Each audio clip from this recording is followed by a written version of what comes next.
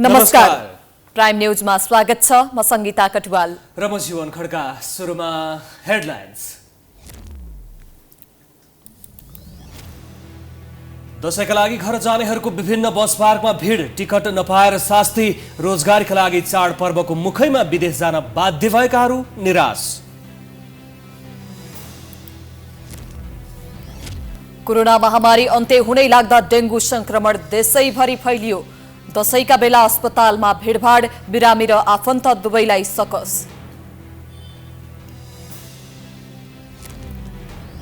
समानुपातिक बन्द सूचीको विषयले कांग्रेसमा भाँड भैलो। भोलिसम्ममा नसच्याए विद्रोह गर्ने शेखर समूहको देउबालाई चेतावनी। मधेसवादी दल पनि संकटमा।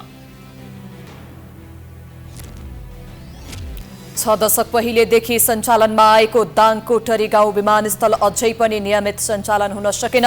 निर्वाचनको समयमा दलहरूको चुनावी नारा मात्रै। अमेरिकी डलरको भाव लगातार बढेपछि नेपाली रुपैयाँ इतिहासकै कमजोर अवस्थामा। देशको अर्थतन्त्रमा सकारात्मक र नकारात्मक दुवै असर देखिने संकेत। अफगानिस्तानमा शैक्षिक संस्थानमा आत्मघाती बम आक्रमणकारीले आक्रमण गर्दा कम्तीमा 19 जनाको मृत्यु। रुसी दूतावासका 2 कर्मचारी पनि मारिए।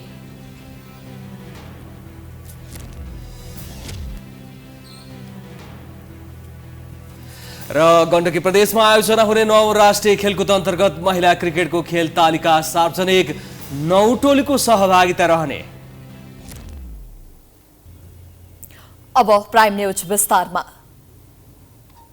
दशैं नजिकिएसँगै देश एवं विदेशबाट नागरिक आफ्नो घर जाँदैछन्।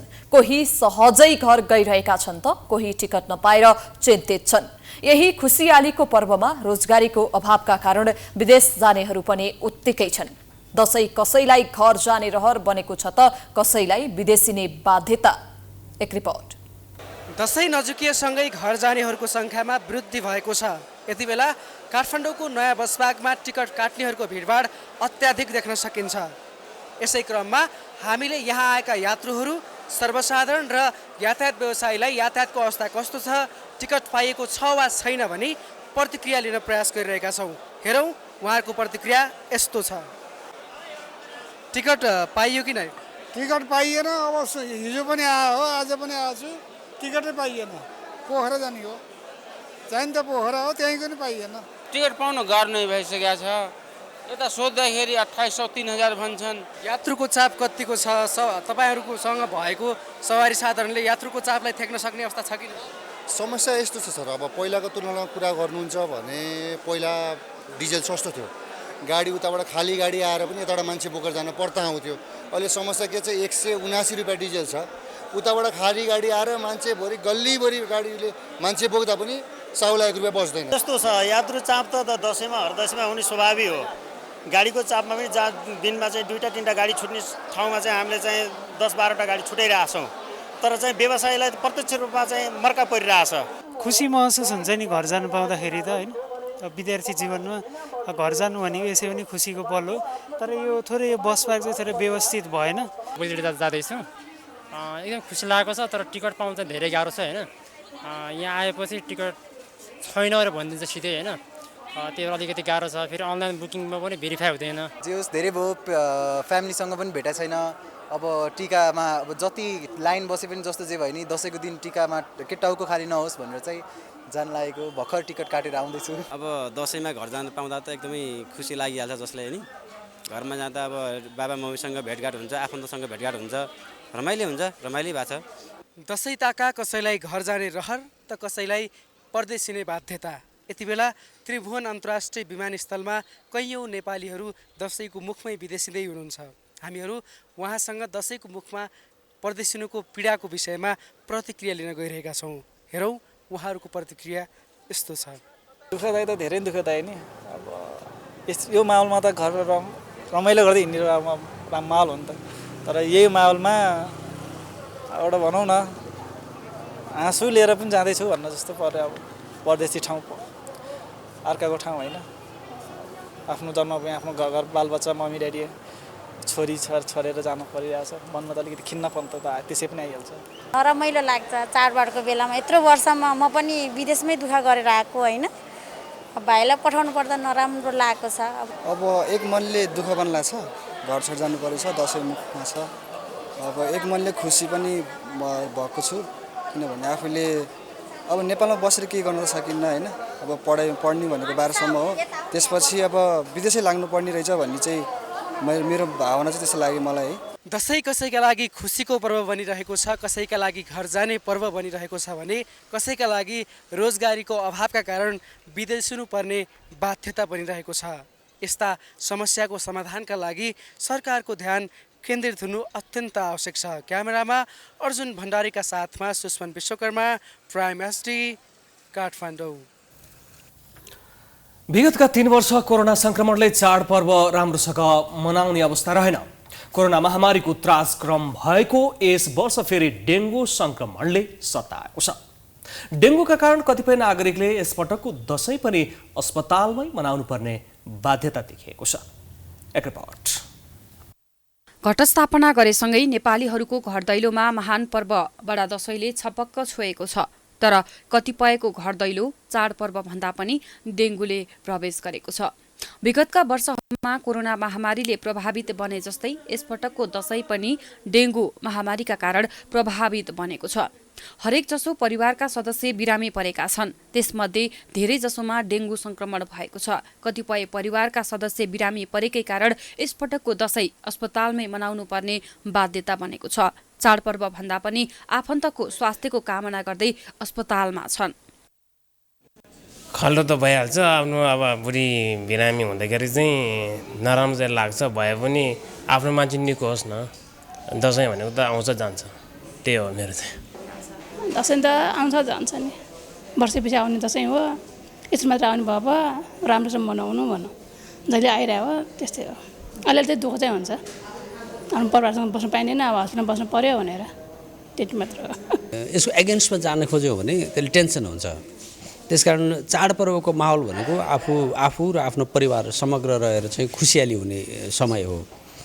खुसी मनभित्र छ भने जहाँ रहे पनि हामी जुन अवस्थामा पनि खुसी रहन सक्छौँ। अब कोरोनाको कुरा, डेङ्गुको कुरा, यो सामान्य कुराहरू, यसलाई एक्सेप्ट गर्नुपर्छ र यसबाट बच्ने उपाय चाहिँ अपनाउनुपर्छ। यसपटक आम नागरिकमा देखिएको डेङ्गु संक्रमण विगतका वर्षहरूमा भन्दा फरक र जटिलता निम्ताएको चिकित्सकले अनुमान गरेका छन्। अहिले पनि अस्पतालमा जटिल खालका बिरामीले भरिभराउ छन्, जसका कारण चिकित्सकहरूलाई पनि दशैंको माहौलले छोएको छैन। तर पनि चिकित्सकहरू परिवारसँग बसेर खुसी साटासाट गर्न भन्दा पनि बिरामीको उपचार गरेरै खुसी हुने गरेका छन्। हामी स्वास्थ्य कर्मी भनेको जनताको सेवा गर्नलाई नि बसेको आफ्नो भन्दा नि हाम्रा देशवासीले राम्रोसँग दसैँ मनाउन पायो भने हामी त्यसमै पनि खुसी छौँ। यहाँको बिरामीको चाप के हुन्छ, अफिसको निर्णय के हुन्छ, बिरामीको चाप बढ्यो भने हामीले बिरामीलाई त्यतिकै छोडेर आफ्नो खुसीको लागि घर गएर दसैँ मनाउन मिल्दैन। विगत 2-3 दिन यता इमर्जेन्सीमा आउनेको संख्यामा भने कमी आएको अस्पतालले जनाएको छ। यो हप्तामा आइपुग्दाखेरि डेङ्गुको प्रकोपको यो हप्तामा आइपुग्दाखेरि हामीले अलिक कम भएको महसुस गरेका छौँ। स्पेसली ओपिडी र हाम्रो जुन क्लिनिक छ डेङ्गु क्लिनिक, त्यो क्लिनिकमा आउने चाहिँ आधाले घटेको भन्ने हामीले महसुस गरेका छौँ। तर त्यसै सँगसँगै फेरि एउटा समस्या के देखिएको छ भने, समस्या भनौँ अथवा अब हाम्रा प्रेसरको हिसाबले इन पेसेन्ट जुन भर्ना हुनुपर्ने प्रकारको बिरामीको सङ्ख्या चाहिँ अलिक बढी भएको छ। जस्तै अलिक सिरियस भएपछि आउने, त्यसले गर्दा अथवा रिफरल भएर आउने, बाहिरबाट रिफर भएर आउने, त्यस्तो केसहरूको सङ्ख्या चाहिँ बढेको छ। यो हप्ता अलिक स्थिर छ। डेङ्गु संक्रमण पीडादायक भए पनि यसले हत्तपत्त मानिसको ज्यान लिँदैन भने पनि यसपटकको डेङ्गुबाट 38 जनाको मृत्यु भइसकेको छ भने 29,000 धेरैमा डेङ्गु संक्रमण भइसकेको छ। संक्रमणको जोखिम अझै केही समयसम्म रहन सक्ने भएकै कारण दशैं, तिहार लगायतका चाडपर्वमा मानिसको आवत जावत गर्दा झनै प्रभाव पर्न सक्ने भन्दै सचेत रहन चिकित्सकले सुझाव दिएका छन्। निर्वाचन आयोगका प्रमुख निर्वाचन आयुक्त दिनेश कुमार थपलियाले निर्वाचनमा सामाजिक सञ्जालको अनुगमन प्रभावकारी बनाउने काम आयोगको प्रेस अफिसबाट हुने जानकारी दिएका छन्। शुक्रबार आयोगमा प्रेस अफिस उद्घाटन गर्दै थपलियाले सामाजिक सञ्जालको अनुगमन विभिन्न ठाउँबाट गर्नुभन्दा पनि एकीकृत रूपमा प्रेस अफिस बाटै गरिने बताएका हुन्। प्रेस अफिसमा नै सामाजिक सञ्जाल अनुगमन गर्न विभिन्न निकायका प्रतिनिधिहरूलाई राखिने भएको छ।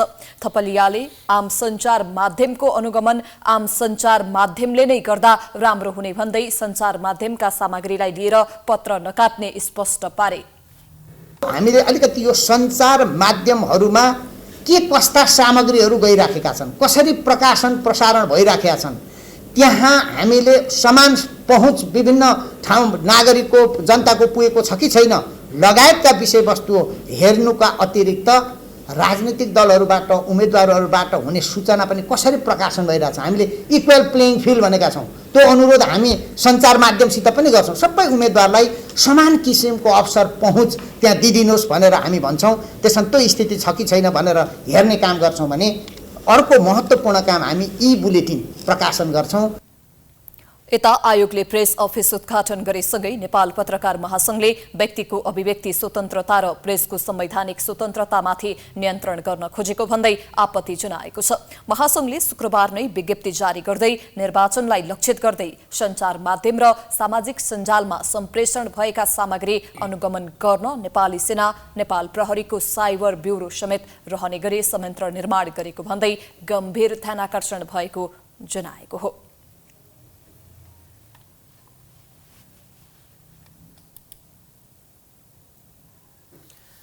नेपाली कांग्रेसभित्रको असन्तुष्ट समूहले समानुपातिकमा आफ्नो समूहलाई सम्मानजनक टिकट उपलब्ध नगराएको भन्दै दिनहुँ विरोध जनाइरहेको छ। शुक्रबार 5 बजेभित्र समानुपातिक सूची नसच्याए कठोर निर्णय लिने चेतावनी समेत दिएका छन्। तर सभापति शेरबहादुर देउवाले अहिलेसम्म असन्तुष्ट समूहको माग सम्बोधन गरेका छैनन्। एक रिपोर्ट। निर्वाचन आयोगले समानुपातिक तर्फको बन्द सूची सच्याउन असोज 16 गतेसम्म दलहरूलाई समय अवधि दिएको छ। यसलाई मध्यनजर राखेर नेपाली कांग्रेसको शेखर समूहले आफ्ना समूहकालाई समेटेर बन्द सूची सच्याउन शुक्रबारसम्म सभापति देउवालाई अल्टिमेटम दिएको थियो। तर यसबारेमा कुनै निर्णय नगरेको भए पनि संस्थापन पक्षले समानुपातिक बन्द सूची सच्याउने प्रतिबद्धता गरेको छ। हाम्रो सम्पूर्ण कोसिस सम्पूर्ण निर्वाचन क्षेत्रबाट प्रतिनिधित्व समानुपातिक सूचीमा पनि होस् भन्ने हाम्रो कोसिस छ र त्यसमा आवश्यक परिमार्जन गर्ने जुन चाहिँ सच्याउने त्रुटिहरूलाई सच्याउने जुन व्यवस्था छ त्यो भित्र हामी गर्नेछौँ। कांग्रेसले निर्वाचन आयोगलाई बुझाएको समानुपातिक सूचीमा आफूले 40% पाउने गरी दिएको लिस्टमा प्रतिनिधि सभाको समानुपातिक तर्फको 110 जना मध्ये शेखर समूहका 13 जना मात्र परेका छन्। यसैगरी प्रदेशतर्फ 220 सिट मध्ये 60 जना मात्र शेखर समूहकालाई समेटिएको छ। सम्मानित सिट उपलब्ध नगराएकोमा आक्रोशित शेखर समूह झण्डै 2 साता अघिदेखि आन्दोलित छ। यसैबीच कांग्रेस महामन्त्री गगन कुमार थापाले नेतृत्वको गलत कार्यशैलीको कारण पार्टी कमजोर बनेको दाबी गरेका छन्। उनले पार्टी सुदृढीकरणका लागि विद्रोह गर्ने बेला आएको पनि बताए। निर्वाचन आउँछ जान्छ छोडिदिनुहोस्। निर्वाचन कहिलेकाहीँ निर्वाचन गौण विषय भन्छ। आफ्नै पार्टीभित्र ठुलो शुद्धिकरणको अभियान चलाउनु पर्ने बेला आएको छ। आफ्नै पार्टीभित्र ठुलो विद्रोह गर्नुपर्ने बेला आएको छ। आफ्नै पार्टीभित्र पार्टीलाई ठिक ठाउँ पुर्याउनु पर्ने बेला आएको छ। हाम्रो आफ्नै पार्टीभित्र अहिले हामीले हेऱ्यौँ भनेदेखि भने यत्रो ठुलो असन्तुष्टि छ, यत्रो ठुलो साथीहरूभित्र पार्टीभित्रै न्याय भएन, सन्तुलन भएन, पार्टीभित्र सबैलाई सही ढङ्गले हेरिएन भन्ने अवस्था बनेको छ। यो सबै कुरालाई चिर्नको लागि अब पार्टीभित्र एउटा नयाँ खालको सङ्घर्षको आवश्यकताको बोध हुन थालेको छ। सभापति देउवाले श्रीमती आराजु राणा देउवा, गृहमन्त्री बालकृष्ण खाँडकी श्रीमती मन्जु खाँड, उपप्रधानमन्त्री र पटक पटक मन्त्री बनेका पूर्व उपसभापति द्वय बिमलेन्द्र निधि र गोपालमान श्रेष्ठ लगायत मन्त्री भएका तथा सत्ताको वरिपरि बसेर स्वाद चाहिरहेका आफ्ना आसेपासेलाई समानुपातिकको बन्द सूचीमा राखेर निर्वाचन आयोगमा पठाएपछि कांग्रेसमा थप किचलो सुरु भएको हो। शेखर समूहले समानुपातिकको सूची सच्याएर निर्वाचन आयोग नपठाएर आफ्नो समूहकालाई सम्मानित सिट उपलब्ध नगराए संसदीय निर्वाचनमा विद्रोही उम्मेदवार खडा गर्ने यसअघि नै चेतावनी दिइसकेको छ। सभापति देउवाले शेखर समूहको माग अनुसार शनिबार सच्याएर बन्द सूची पठाउँछन् कि पठाउँदैनन् त्यसैमा कांग्रेसको आन्तरिक राजनीति व्यवस्थापन हुने नहुनेमा निर्भर छ। Political bureau prime HD Kathmandu. Madhes केन्द्रित दल लोकतान्त्रिक समाजवादी पार्टी र जनता समाजवादी पार्टीभित्र सङ्कट बढ्दै गएको छ। संघीय परिषद अध्यक्ष भट्टराईले जसपा फुटाएपछि जसपा कमजोर भएको छ। लोसपामा पनि चुनाव हार्ने डरले नेताहरूले पार्टी छाड्ने क्रम बढेपछि दुवै पार्टी सङ्कट उन्मुख देखिएका छन्। एक रिपोर्ट।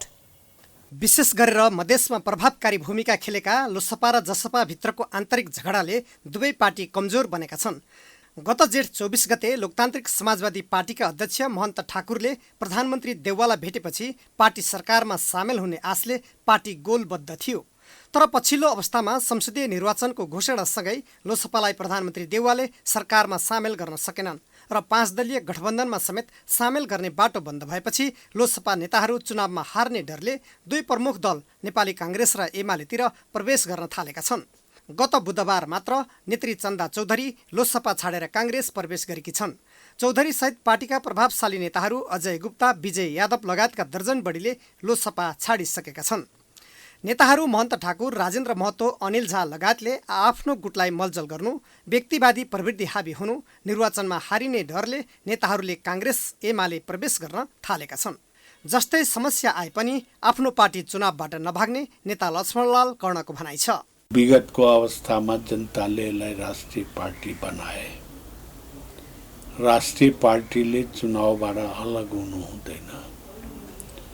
हामी चुनावमा जान्छौँ, चुनावको तयारी गरिराखेका छौँ। नेता तथा कार्यकर्ताहरूको पार्टी छाड्ने क्रमले विघटित प्रतिनिधि सभामा 14 जना सांसद भएको लोसपालाई अहिलेको चुनावमा साख जोगाउन हम्मे पर्ने सम्भावना बढेको छ। यसैगरी संघीय परिषदका अध्यक्ष डाक्टर बाबुराम भट्टराईले पार्टी विभाजन गरेपछि जसपा पनि सङ्कटमा छ। प्रभावशाली नेताहरू भट्टराई, गङ्गना रणश्रेष्ठ, कृष्णप्रसाद शर्मा लगायतका नेता कार्यकर्ताले पार्टी विभाजन गरेपछि जसपालाई चुनावी माहौल आफ्नो पक्षमा पार्न सकस हुने निश्चित छ। नेता प्रमोद यादव एक अर्काको औचित्यलाई स्वीकार्न नसक्दा पार्टीभित्र समस्या आएको बताउँछन्। एक अर्कोको सम्मानलाई बुझ्नुपर्छ। त्यो भएन भने मै ठुलो भयो भने हैन, अस्तित्वलाई एक अर्कोको अस्तित्वलाई स्वीकार्नुपर्छ। एक अर्कोको अस्तित्व नस्वीकारेसम्म यो त भएन नि हैन। भयो भने त ठिक छ नि, मिल्नेसम्म त मिलाउनु पर्यो नि, मिल्नेसम्म हैन। नमिल्नेसम्म छ भने सिधै चाहिँ के हुन्छ, यो स्थानीय चुनावमा त्यही देखियो नि। व्यक्तिगत स्वार्थ, आपसी अनमेल, सकीर्ण राजनीतिक परिधिबीच नेताहरूको बेमेल लगायतले मधेस केन्द्रित दल कमजोर भएका छन् भने नेता कार्यकर्ताले पार्टी छाड्ने क्रम बढेको छ, जसका कारण संसदीय निर्वाचन आफ्नो पक्षमा पार्न लोसपा र जसपालाई निकै मेहनत गर्नुपर्ने देखिन्छ। नेकपा एमालेका वरिष्ठ उपाध्यक्ष ईश्वर पोखरेलले राष्ट्रिय राजनीति दुई ध्रुवमा बाँडिएको बताएका छन्। शुक्रबार दशैंका अवसरमा आयोजित शुभकामना आदान प्रदान कार्यक्रममा पोखरेलले राजनीतिको एउटा ध्रुव एमाले र अर्को ध्रुव गठबन्धनले नेतृत्व गरेको बताएका हुन्। आगामी प्रदेश र प्रतिनिधि सभाको निर्वाचनमा जनताले मतदान गरेर राम्रो पार्टी र नेताहरूलाई जिताउन आग्रह पनि गरे। गठबन्धन सरकारको कुनै गन्तव्य र उद्देश्य नरहेको उनको भनाइ छ। पोलिटिकल स्टेबिलिटी, आर्थिक विकास र समृद्धि, राष्ट्रिय स्वाभिमान र स्वतन्त्रता, सामाजिक सद्भाव अर्थात् देश बनाउने सपनाहरूको जागरण, यो नेकपा एमाले लिड गरेको पोलिटिकल पोलका एजेन्डाहरू हुन्। अर्कोतर्फ गठबन्धन छ। यो गठबन्धनको बारेमा मैले धेरै भन्नु पर्दैन। केही दिन अगाडि मात्रै मैले आदरणीय मदन कृष्ण दाइले एउटा त्यो प्रस्तुतिमा राख्नु भएको थियो। म त्यो झलझली सम्झन्छु। तपाईँहरू सबैले हेर्नु भएको छ, सुन्नु भएको छ। वास्तवमा हामीलाई त्यस्तै लाग्छ। वरिष्ठ उपाध्यक्ष पोखरेलले आगामी निर्वाचनबाट एमाले जित निकाले मात्रै देशलाई समृद्धिको बाटोमा लैजान सकिने उनले बताए। पोखरेलले देशको न्यायालय, कार्यपालिका, देशका अन्य अङ्गहरू चल्नै नसक्ने अवस्थामा रहेको बताएका छन्।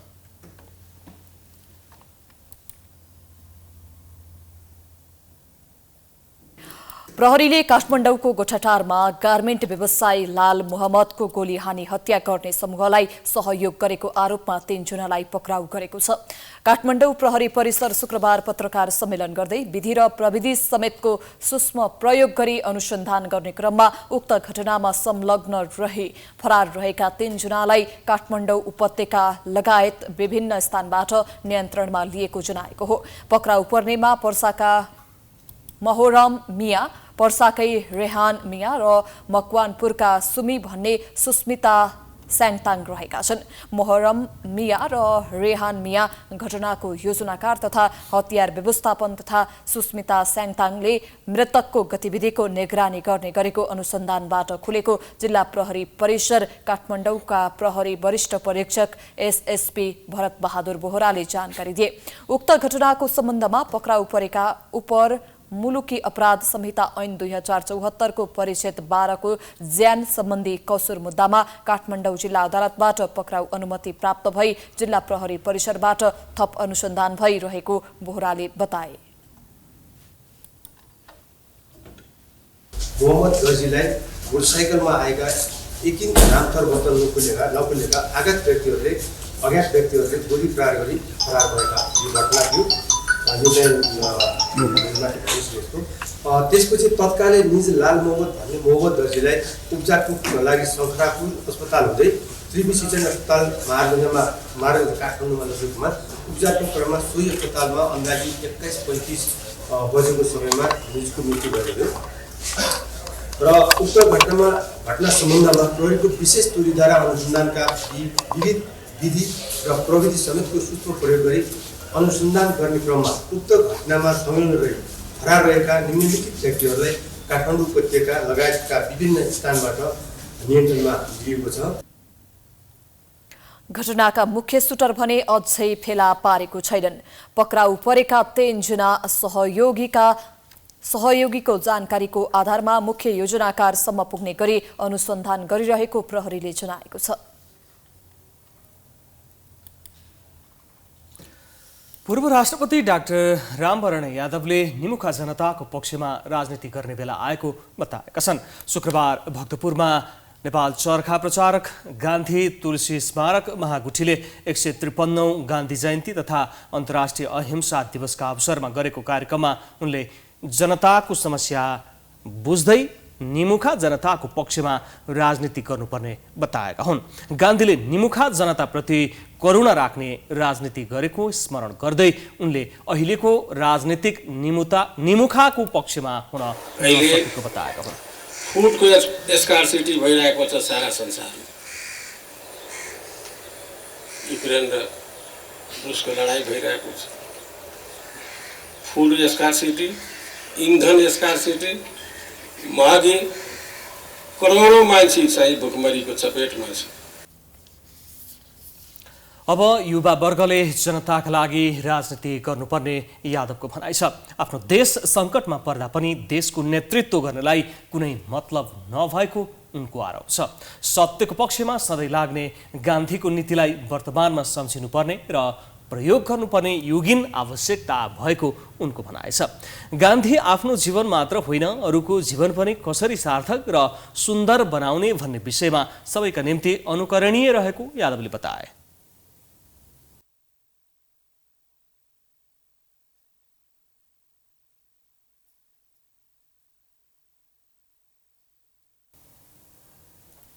राष्ट्रिय सभा अध्यक्ष गणेश प्रसाद तिमिल सिन्हाले संघीय संसदको निर्माणाधीन भवनको कामको गति बढाउन निर्देशन दिएका छन्। शुक्रबार सिंहदरबार परिसरभित्र संघीय संसदका 2 सदन राष्ट्रिय सभा तथा प्रतिनिधि सभाको बैठक कक्ष लगायत विभिन्न भवनहरूको शुक्रबार स्थलगत अवलोकन गर्दै कामको गति बढाउन निर्देशन दिएका हुन्। उनले तोकिएको समयमा निर्माण सम्पन्न गर्न 3 सिटमा काम गराउन निर्देशन दिए। अध्यक्ष तिमिल सिन्हाले हालसम्मको कार्य प्रगति सन्तोषजनक रहेको बताए। अहिलेको गतिले बाँकी समयमा यो आयोजना सम्पन्न हुने नदेखिएको भन्दै 2080 असोजसम्म काम सम्पन्न गरेर उद्घाटन गर्नुपर्ने उनको भनाइ छ। तर सक्नुपर्छ। मैले अगाडि बोल्दा पनि भनेको छु कि अब 12 घण्टा मात्र होइन 24 घण्टा, त्यो पनि 8 घण्टा काम गरेर हुन्छ। अझै 12 घण्टा त दिनलाई मान्ने हो। 24 घण्टा 3 फेजको गरेर 8 दिन 24 गर्नुपर्छ के गरिकन यो काम अगाडि बढाउनु र एकले अर्को निर्माणमा चाहिँ अप्ठ्यारो नपर्ने एउटा सकेर मात्र अर्को गर्न कतिपय हुन्छ त्यस्तो बाहेक सबै ठाउँमा काममा लगाउनु। 2076 असोजमा निर्माण सुरु भएको यस आयोजनाको सुरुमा सम्पन्न अवधि 3 वर्ष तोकिएको थियो। हाल कोभिडका कारणले थप गरिएको 6 महिना सहित चैत्र मसान्तसम्म म्याद रहेको शहरी विकास तथा भवन डिभिजन विभाग अन्तर्गतको आयोजना समन्वय कार्यालयले जनाएको छ। आयोजना कार्यालयका अनुसार यस भवनको ठेक्का सम्झौता रकम 5 अर्ब 2 करोड रहेको छ। कुल 151 रोपनी क्षेत्रफलमा फैलिएको संघीय संसद प्राचीन स्वरूपमा निर्माण भइरहेको हो।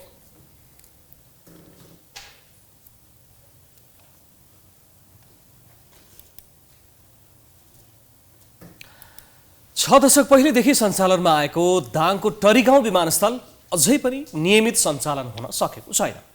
2011 सालमा पहिलो पटक जहाज बसेको उक्त विमानस्थल निर्वाचनको समयमा दलहरूको चुनावी नारा मात्रै बन्ने गरेको छ। विमानस्थलको स्तरोन्नति र विमानस्थल विस्तार नहुँदा दाङवासीको नियमित विमान चढ्ने सपना पूरा हुन सकेको छैन। एक रिपोर्ट। दलका शीर्ष नेता तथा मन्त्रीहरूले नै हरेक पटक दाङको तुलसीपुर स्थित टरीगाउँ विमानस्थलको स्तरोन्नति र विस्तार गरी नियमित विमान सञ्चालन गर्ने आश्वासन दिँदै आएका छन्। पछिल्लो समय संस्कृति पर्यटन तथा नागरिक उड्डयन मन्त्री जीवनराम श्रेष्ठले दाङको तुलसीपुरमा रहेको टरीगाउँ एयरपोर्टको विकास गर्नेमा सरकारको प्राथमिकता रहेको बताएका थिए। पटक पटक विमानस्थलमा मन्त्री तथा नेताहरू आउँदा विमानस्थलमा भिड लाग्ने गर्छ। मङ्सिर 4 गते निर्वाचनको मिति घोषणापछि पनि भिडलाई नियमित गर्न मन्त्री श्रेष्ठ पनि दाङ पुगेका थिए। स्थलगत निरीक्षण गर्न दाङ पुगेका मन्त्री श्रेष्ठले एयरपोर्टको विकास र विस्तारको लागि सरकारको प्राथमिकतामा परेको बताएका छन्। मन्त्री श्रेष्ठले अर्थमन्त्रीसँग भेट गरेर बजेटको सुनिश्चितताका लागि प्रक्रिया अघि बढाउने र एयरपोर्टमा 72 सिटको विमान सञ्चालन गर्नको लागि विकास गर्ने आश्वासन दिएका थिए। अहिले सानो खालकोले चाहिँ नि पुग्दैन, कमसेकम यहाँ चाहिँ नि 72 सिटे चाहिँ नि प्लेन ल्यान्ड गर्न सक्ने उड्न सक्ने क्षमताको चाहिँ नि एयरपोर्ट हुनुपर्छ भन्ने सरकारको मान्यता हो। त्यो हिसाबले सरकारले पनि यहाँ एयरपोर्टको चाहिँ नि त्यो क्षमताको 72 सिटको प्लेन ल्यान्ड गर्न सक्ने क्षमताको एयरपोर्ट निर्माण गर्नुपर्छ भन्ने सरकारको पनि प्राथमिकताभित्र परेको काम हो। पर्यटकको चाहिँ नि गन्तव्य स्थल नेपाल बनाउनुपर्छ भन्ने मान्यतालाई पनि हामीले अगाडि सारेका छौँ। यो हिसाबले पनि हाम्रा धार्मिक स्थलहरू, सांस्कृतिक स्थलहरू, पर्यटकीय केन्द्रहरू जुन छन् यो ठाउँहरूमा पर्यटकहरू सहज रूपमा आउट जाउट गर्न सक्ने, त्यो आन्तरिक पर्यटक होस् त्यो बाह्य पर्यटक होस्।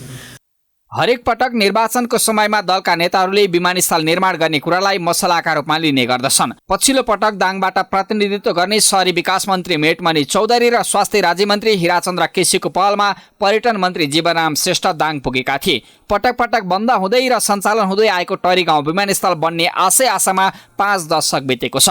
शहरी विकास मन्त्री मेटमणि चौधरीले विमानस्थलमा 6 महिनाभित्र ठूला जहाज बसाल्ने आश्वासन फेरि पनि दिएका छन्।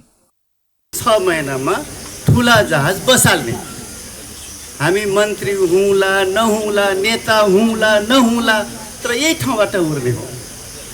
आज नेपालगञ्ज जाँदा 3 घन्टा लाग्छ, भैरवा जाँदा 3 घन्टा लाग्छ। अब रनवेको लागि पैसा कति चाहिन्छ त्यो व्यवस्था त भइहाल्छ। अब रनवे बन्नको लागि समय कति लाग्छ? मन्त्री तथा नेताहरूले पटक पटक विमानस्थल निर्माण भई नियमित सञ्चालन हुने भन्दै आए पनि दाङवासी भने अझै पनि सशङ्कित छन्। उत्तर दक्षिणको एयरपोर्ट हामीले बनायौँ भने उत्तरबाट बजारको चाहिँ बस्ती बढी भएको हुनाले 1 वे ल्यान्ड दक्षिणबाट मात्रै गर्ने भएको हुनाले सकेसम्म अपारजिली गर्ने चाहिँ 2 वे ल्यान्ड गर्ने चाहिँ हामीले वातावरण बनाउनुपर्छ, खर्च केही छैन भन्ने कुरा भएको छ। त्यसले गर्दाखेरि हामी मात्रै भन्दा पनि टोटल राप्तीवासी दाङवासीहरू त अत्यन्तै हर्षित हुनुहुन्छ। उहाँहरूले धेरैजना मान्छेहरूले मलाई फोन गरेर के छ कति हो के हो भन्ने कुरा आछ। 2070 सालको निर्वाचनपछि दाङका केही व्यवसायहरूको पहलमा सरकारले 8 करोड 85 लाख बजेट पनि विनियोजन गर्यो। त्यसै बेला विमानस्थलको 750 मिटर धावन मार्गमा कालोपत्री पनि भयो। तुलसीपुर उद्योग वाणिज्य सङ्घले जिम्मा लिने गरी 2074 सालदेखि दाङ काठमाडौँ दैनिक एउटा उडान पनि सञ्चालन भयो। तर केही समयदेखि इन्धन डिपोको समस्या देखाउँदै उडान प्रभावित भएको छ। विमानस्थल विस्तारको लागि 61 बिघा अर्थात् 1500 मिटर धावन मार्गको आवश्यकता पर्ने इन्जिनियरहरूको प्राविधिक अध्ययनले देखाएको छ।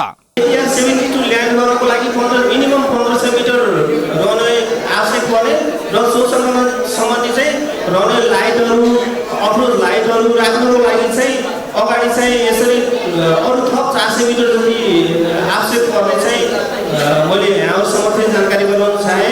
अहिले एयरपोर्टको धावन मार्ग 750 मिटर मात्रै छ। हाल एयरपोर्टमा हप्तामा 3 दिन नेपाल एयरलाइन्सले 18 सिटे ट्विन-एटर उडान भर्दै आएको छ। अहिले दाङ काठमाडौँ हवाई भाडा न्यूनतम 8,810 छ भने अधिकतम 12,664 रहेको छ। तरिगाउँ विमानस्थललाई चुनावी नारा मात्र बनाएका दल तथा नेताहरूले दाङ मात्र नभई समग्र राप्तीवासीको हवाई सुविधाका लागि पनि तरिगाउँ विमानस्थलबाट नियमित उडान सेवा सञ्चालन गर्ने गरी काम अगाडि बढाउन जरुरी छ। प्राइम टाइम्स एचडीका लागि दाङबाट सुमन केसीको रिपोर्ट।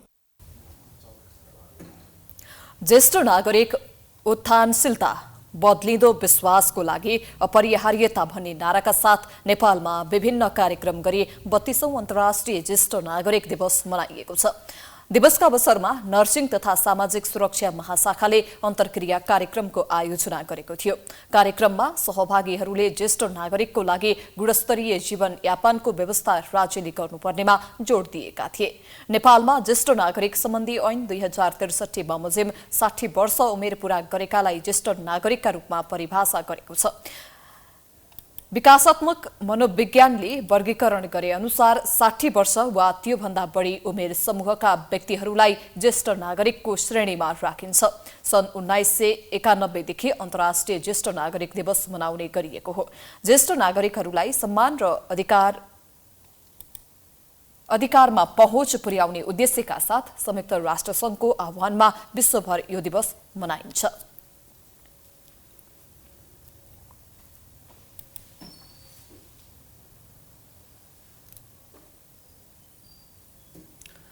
महाकवि लक्ष्मीप्रसाद देवकोटाको काठमाडौँ महानगरपालिका 30 मैतीदेवी स्थित कवि कुञ्ज लक्ष्मीप्रसाद देवकोटा संग्रहालयमा परिणत भएको छ। शुक्रबार नेपाल प्रज्ञा प्रतिष्ठानका कुलपति गंगाप्रसाद उप्रेतीले संग्रहालय उद्घाटन गरेका हुन्। करिब 1 रोपनी जग्गा सहितको 4 तले घर निर्माण गरी प्रतिष्ठानले कवि कुञ्जलाई संग्रहालयका रूपमा स्थापित गरेको हो। महाकवि देवकोटाको जीर्ण भइसकेको घर भत्काएर पुरानै स्वरूपमा भवन बनाएर संग्रहालय बनाइएको प्रतिष्ठानले जनाएको छ। संग्रहालय निर्माण लागत रु 7 करोड 11 लाख लागेको प्रतिष्ठानले जनाएको छ। संग्रहालयमा महाकवि देवकोटाका पोशाक, पाण्डुलिपि सहित प्रकाशन भएका कृति लगायतका सामग्री राखिएको छ भने देवकोटाको शालिग पनि राखिएको छ। संग्रहालय 23 गतेदेखि सर्वसाधारणका लागि खुल्ला गरिनेछ। अब बिजनेस न्यूज।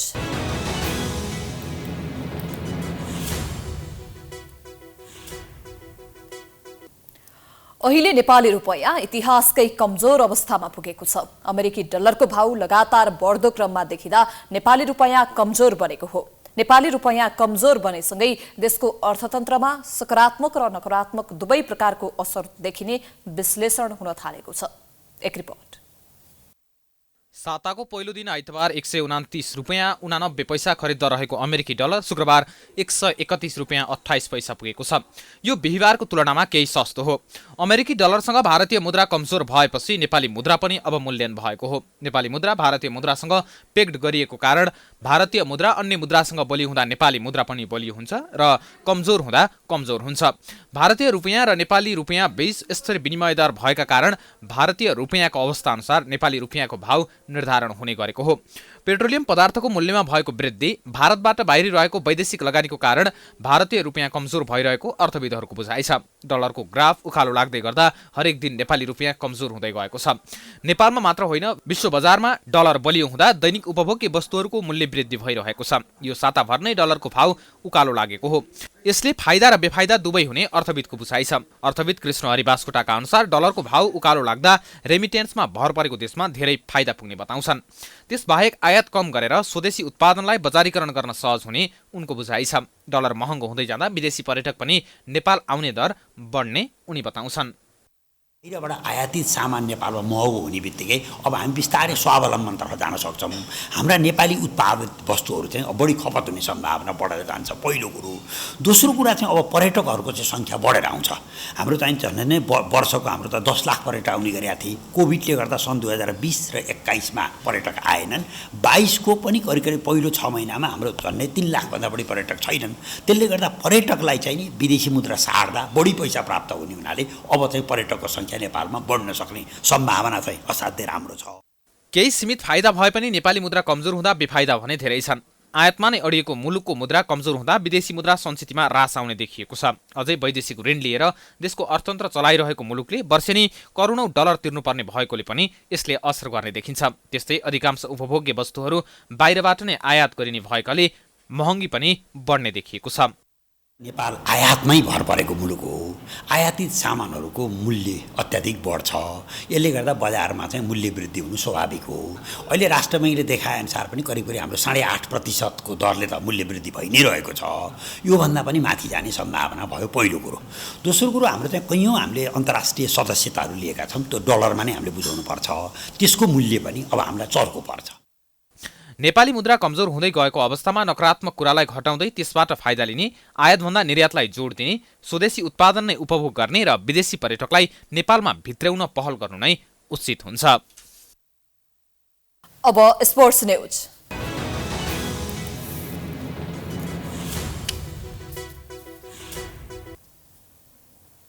गण्डकी प्रदेशमा आयोजना हुने 9औं राष्ट्रिय खेलकुद अन्तर्गत महिला क्रिकेटको खेल तालिका सार्वजनिक भएको छ। राष्ट्रिय खेलकुद परिषद राखेपले शुक्रबार महिला क्रिकेटको खेल तालिका सार्वजनिक गरेको हो। महिला क्रिकेटमा 9 टोलीको सहभागिता रहेको छ। सहभागी टोलीलाई 2 समूहमा विभाजन गरिएको छ। समूहको शीर्ष 2 टोलीले सेमिफाइनलमा स्थान बनाउनेछन्। समूह एमा एपीएफ क्लब मध्य प्रदेश, गण्डकी प्रदेश, सुदूरपश्चिम प्रदेश र बागमती प्रदेश रहेको छ। समूह बीमा नेपाल पुलिस क्लब, कर्णाली प्रदेश 1 र लुम्बिनी प्रदेश रहेको छ। पोखरा क्रिकेट रङ्गशालामा आयोजना हुने महिला क्रिकेट असोज 23 गतेबाट 1 कार्तिकसम्म हुनेछ। प्रतियोगिताको पहिलो खेलमा गण्डकी प्रदेश र मध्य प्रदेशबीच प्रतिस्पर्धा हुनेछ। दोस्रो खेलमा सुदूरपश्चिम प्रदेश र बागमती प्रदेशबीच खेल हुनेछ। 9औं राष्ट्रिय खेलकुद असोज 28 देखि कार्तिक 3 सम्म आयोजना हुनेछ। तर पुरुष क्रिकेट भने अगाडि नै आयोजना भइसकेको छ।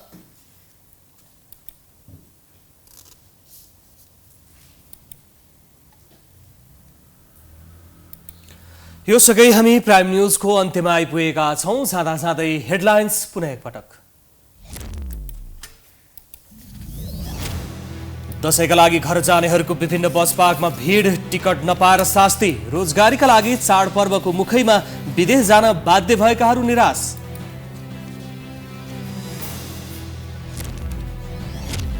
कोरोना महामारी अन्त्य हुनै लाग्दा डेंगू संक्रमण देशैभरि फैलियो। दशैंका बेला अस्पतालमा भिडभाड, बिरामी र आफन्त दुवैलाई सकस।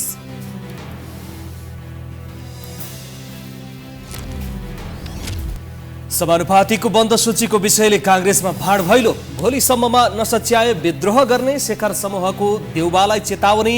मधेसवादी दल पनि संकटमा। 6 दशक पहिलेदेखि सञ्चालनमा आएको दाङको टरी गाउँ विमानस्थल अझै पनि नियमित सञ्चालन हुन सकेन। निर्वाचनको समयमा दलहरूको चुनावी नारा मात्रै। अमेरिकी डलरको भाव लगातार बढेपछि नेपाली रुपैयाँ इतिहासकै कमजोर अवस्थामा। देशको अर्थतन्त्रमा सकारात्मक र नकारात्मक दुवै असर देखिन सक्ने। अफगानिस्तानमा शैक्षिक संस्थानमा आत्मघाती बम आक्रमणकारीले आक्रमण गर्दा कम्तीमा 19 जनाको मृत्यु। रुसी दूतावासका 2 कर्मचारी पनि मारिए।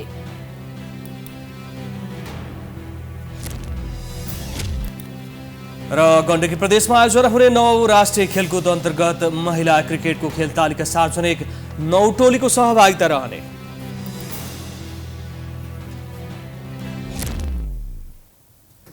प्राइम न्यूज अहिलेलाई सकियो। यसपछिको प्रस्तुति जनता जान्न चाहन्छन् ऋषि धमलाको साथ। हेर्दै गर्नुहोला प्राइम एसडी। नमस्कार।